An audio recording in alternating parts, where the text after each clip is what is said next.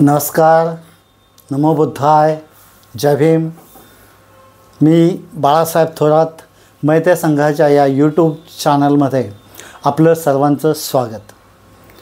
आज आपण मंगळसूत्र हा विषय घेत आहोत. आता मंगळसूत्र म्हटल्यानंतर आपण काही मंडळी थोडेसे कन्फ्यूज होतात, गोंधळात पडतात, पण तसं काही नाही. मंगळसूत्र हा परंपरेने ऐकलेला आपल्याला शब्द माहीत आहे. महिला मंगळसूत्र वापरतात.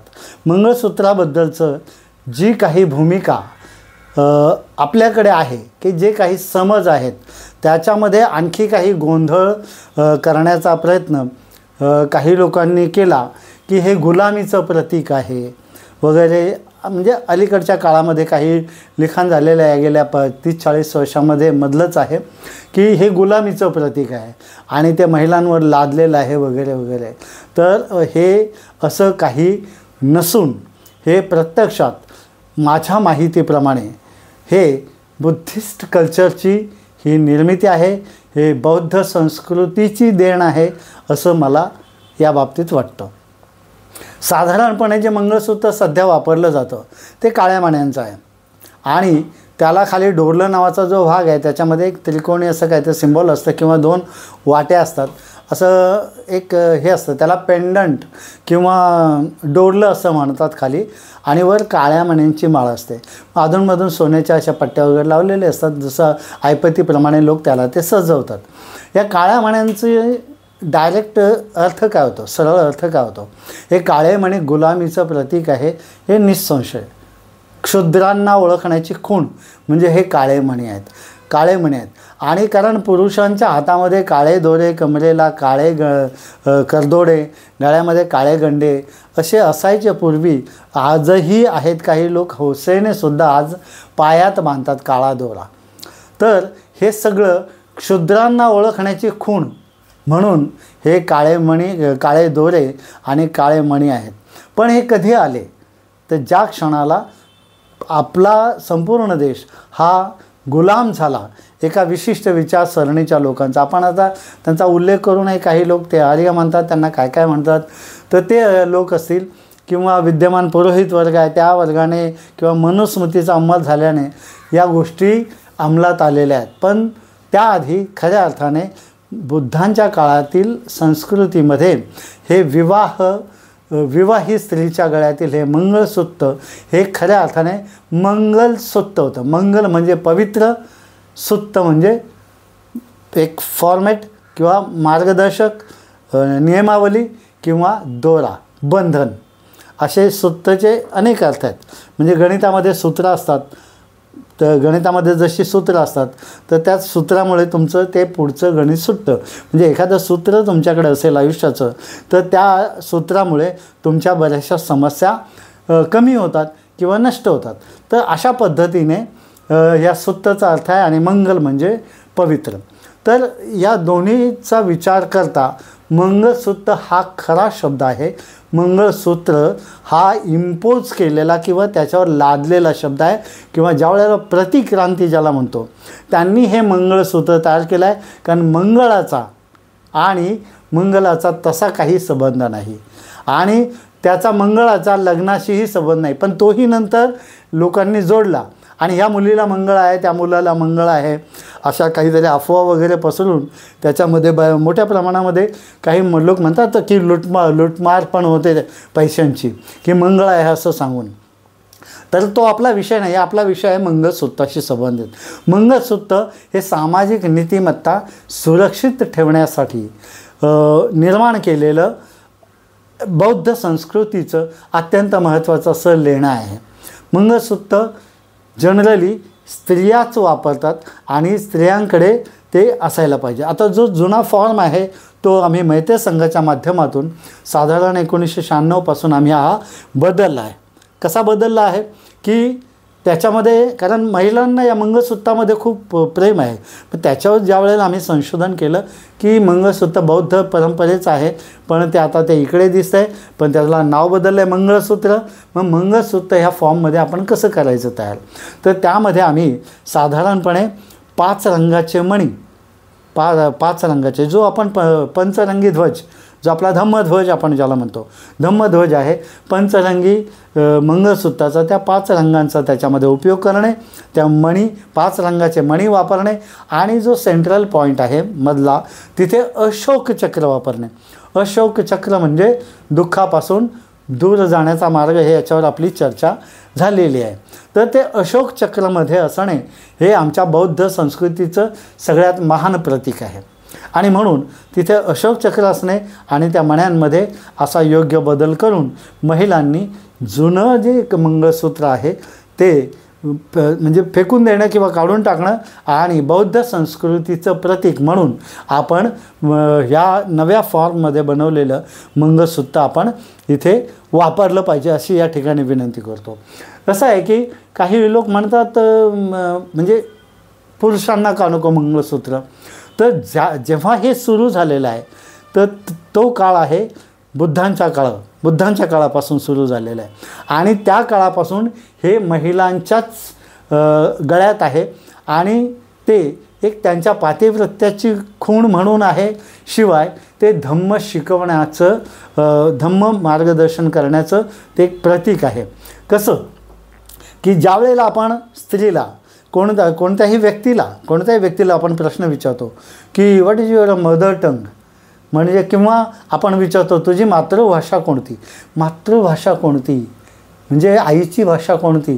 बापाला भाषा नसते का, बाप मूक असतो का, नाही, असं काही नाही. तिकडे पण भाषा असते, बाप पण बोलत असतो, वडील पण बोलत असतात, पण मातृभाषाच विचारली जाते. याचं कारण काय की आई या पृथ्वीवर ज्या वेळेला तुम्ही हेल्पलेस असता, असे उताने पडलेले असता, नुसते काही तुम्हाला काय म्हणजे तिथे मृत्यूच होईल जर तुमच्याकडे दुर्लक्ष केलं झालं, अशा अवस्थेमध्ये तुमचं सगळं संगोपन कोण करतं, आई करते. ज्या वेळेला बोबडे बोल तुम्ही बोलायला सुरुवात करता त्यावेळेला तुम्हाला आईच शिकवत असते, बोल बाबा, काका, मामा. त्यामुळे आईला गुरु मानलेला आहे हे बौद्ध संस्कृतीमध्ये. नंतर आईला काय केलेलं आहे इतर संस्कृतीमध्ये किंवा प्रतिक्रांतीने, याबद्दल मी काही बोलत नाही, पण बौद्ध संस्कृतीमध्ये हे आईला गुरु मानलेलं आहे. म्हणून विचारलं जातं की what is your mother tongue, तुझी मातृभाषा कोणती.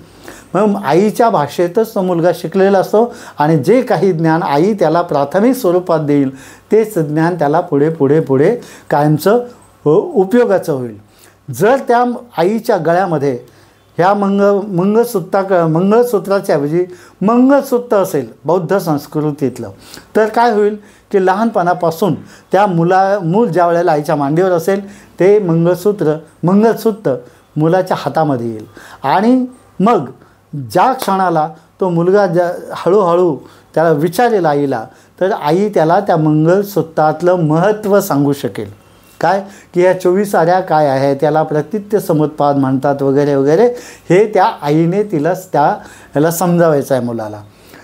आपण विचार असा करतो की हे मंगळसूत्र जर बाबासाहेबांनी आपल्याला 56 साली दीक्षा दिलेली आहे आणि बौद्ध झाल्यानंतर आपण जे शेजारचं दिसेल ते जसंच्या तसं उचललेलं आहे. जे कोणते विधिकर्ते आहेत ते विधिकर्ते बाकीचं काही बघतच नाहीत. काय मंगळसूत्र उचलायचं आणि त्या मुलीच्या गळ्यात घालायचं. आता ही मुलगी विवाहित आहे आणि जर एखाद्या दुसऱ्या कुठल्या तरी देवी देवतेच्या रांगेमध्ये उभी राहिली तर आपल्याला कळत नाही ही कोण आहे, बौद्ध आहे का. आणि जर ती बौद्ध असेल तर इथे कशी, हा प्रश्न आपल्याला पडला पाहिजे. म्हणजे तुमची स्वतःची आयडेंटिटी, बौद्ध संस्कृतीची ओळख, आणि बाबासाहेबांनी अशोक चक्र राष्ट्रध्वजावर ठेवलेलं आहे, बरोबर. तर हे अशोक चक्र म्हणजे अतिशय महत्त्वाचं, आमच्या राजाचंही नाव त्याच्यामध्ये आहे आणि शिवाय तथागतांचा एक मोठा सिद्धांतही त्याच्यामध्ये आहे.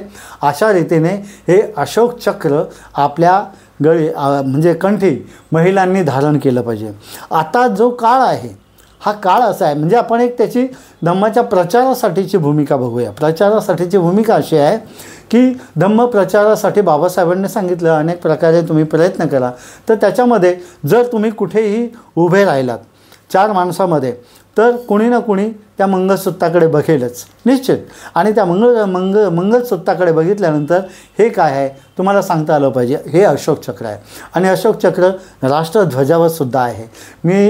तुम्ही देशावरचं प्रेम म्हणूनही त्याला अभिव्यक्त करू शकता, पातिव्रत्याची खूण म्हणूनही सांगू शकता.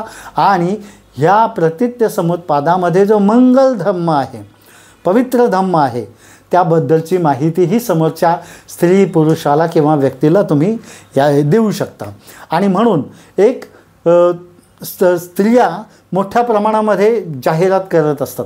कोणत्याही प्रकारे टी व्हीमध्ये वगैरे साबणाची जाहिरात असेल, टॉवेलची जाहिरात, कोणतीही जाहिरात, तर धम्माची एक तुम्हाला जाहिरात करण्याचं सुद्धा या निमित्ताने एक चांगली संधी मिळते. आणि तुम्ही बौद्ध आहात तर तुमची बौद्ध म्हणून आयडेंटिटी असणं हे अत्यंत आवश्यक आहे. बौद्ध म्हणून आयडेंटिटी निर्माण करणं ही काळाची गरज आहे. नाहीतर बाकीच्या सर्व इतर मेळाव्यामध्ये तुम्ही विरघळून जाल, तुम्ही कळणारही नाही कोण आहात, कशा आहात, आणि इतर सवयी असते तुमच्यामध्ये येत जातील. आणि म्हणून बौद्ध म्हणून आयडेंटिटी निर्माण करणं आवश्यक आहे.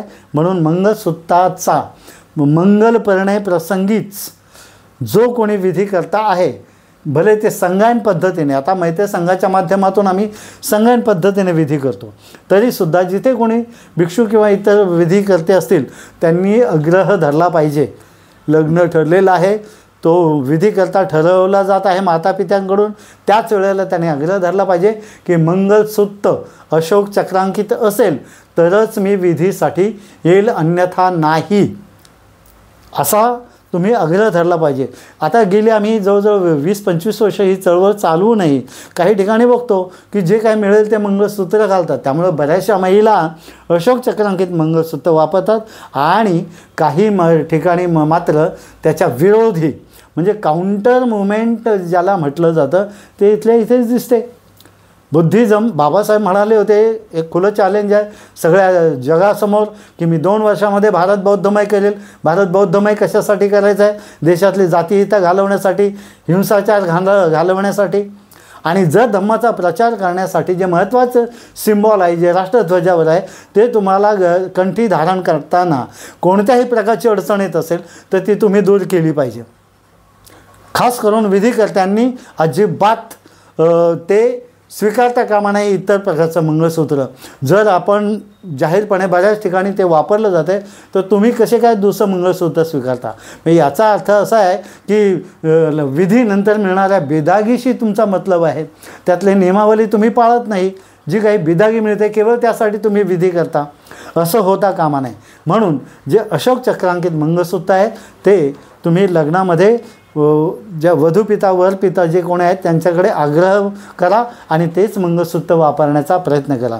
याचा ऐतिहासिक संदर्भ काय आहे किंवा बाबासाहेबांनी कुठे सांगितलं आहे हे आपण पुढील एपिसोडमध्ये बघूया. धन्यवाद. आमच्या मैत्री संघाच्या या यूट्यूब चॅनलला आपण लाईक करा, सबस्क्राईब करा, कारण हे अतिशय मौल्यवान असं चॅनल आहे. अतिशय महत्त्वाची माहिती आमच्या चॅनलमधून आम्ही प्रक्षेपित करत असतो. धन्यवाद. नमो बुद्धाय. जय भीम.